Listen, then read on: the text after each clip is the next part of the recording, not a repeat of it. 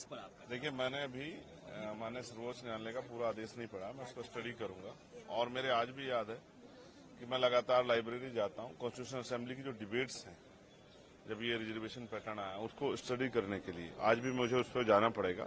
बहुत इंपॉर्टेंट है, क्योंकि डॉक्टर बाबा साहब अम्बेडकर के जो है बहुत सारे जो हैं बातें चर्चा उन्होंने जो है उनके कोर्ट्स को उसमें यूज किया है।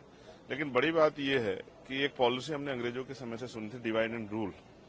मुझे ऐसा लगता है कि ये जो एकजुटता शेड्यूल कास्ट शेड्यूल ट्राइब के लोगों में हो रही है, उसको तोड़ने के लिए डिवाइड एंड रूल की पॉलिसी को इख्तियार किया जा रहा है। अभी मुझे इसमें यह भी जानकारी करनी है कि माननीय सर्वोच्च न्यायालय में जिन जजों ने ये ऑर्डर किया है उसमें से SC/ST के कितने, ये बहुत इंपॉर्टेंट है।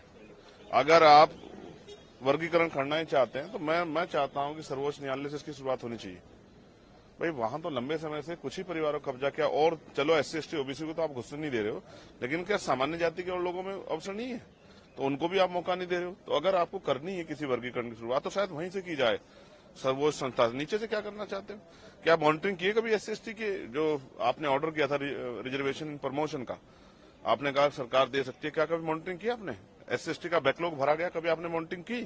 SC/ST पे जो कास्ट एट्रोसिटी हो रही है, किन जातियों पे हो रही है, आपने कभी मॉनिटरिंग की?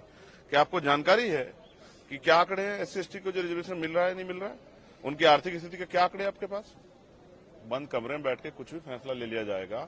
और मुझे फिर कॉन्स्टिट्यूशन के साथ खड़ा होना पड़ेगा। आर्टिकल 341 क्या कहता है? क्या ये आर्टिकल 341 का वायलेशन नहीं है? आपने इकोनॉमिक वीकर सेक्शन के आधार पर EWS के फैसले को जो है मान्यता दी थी, क्या वो एंटी कॉन्स्टिट्यूशनल नहीं था? तो बहुत सब चीजें। और फिर एक और जस्टिस हैं बेला द्विवेदी जी, उनके फैसले को भी उन्होंने असहमति जाहिर की, उसको भी स्टडी करना पड़ेगा। तो इसलिए कह रहा हूं, बहुत बड़ा विषय है। अगर कोई हमें बांटने का प्रयास करेगा किसी गलत मंशा से, अगर वास्तविकता में नीचे जो लोग हैं उनको उठाना चाहते हो, तो जो जितना NFS करके संविदा, लेटरल एंट्री और तमाम तरह से ठेकेदारी करके जो SC/ST की नौकरियों खाया जा रहा है, उस पर क्यों नहीं आप स्टैंड लेते?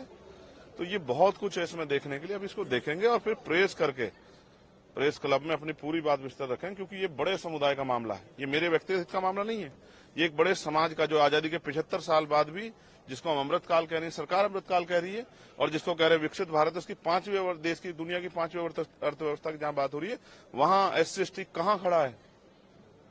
क्या कास्ट एट्रोसिटी खत्म होगी? क्या जाति के आधार पर क्या स्टेटस बदल जाता है? एक IPS एक IAS बन के, जज बन के क्या शेड्यूल कास्ट शेड्यूल ट्राइब का स्टेटस बदल जाता है? तो इन फैसलों के पीछे अगर कोई गलत मंशा नहीं है और वास्तविकता में इनको ऊपर उठाने का, तो इसको पहले स्टडी करना पड़ेगा।